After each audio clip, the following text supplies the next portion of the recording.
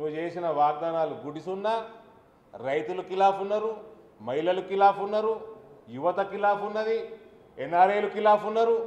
ఇవన్నీ డైవర్ట్ చేసుకోవడానికి వెనుకబడిన తరగతుల ఆత్మ అభిమానంతో ఆడుతున్న డ్రామా ఇది రేవంత్. నేను ఇవాళ వరకు మాట్లాడలే బ్రదర్. నీకు చేతనైతే చెయ్యి. జయలలితకు చేతనైంది. నీ ప్రభుత్వం, నీ పార్టీ ప్రభుత్వం నొంగబెట్టింది, తమిళనాడుకి వెళ్ళి తెచ్చుకున్నది రిజర్వేషన్. నీ పార్టీ ప్రభుత్వంలో లేదా కేంద్రంలో? అప్పుడు ఏం పీకిండ్రు? ఎవడి మీద చూపిస్తున్నావు దొంగ నాటకాలు? నీ ఉద్దేశానికి చిత్తశుద్ధి ఉంటే where there is a will there is a way. జయలలితకు విల్ ఉండే ఆమె చేసుకొని వచ్చింది.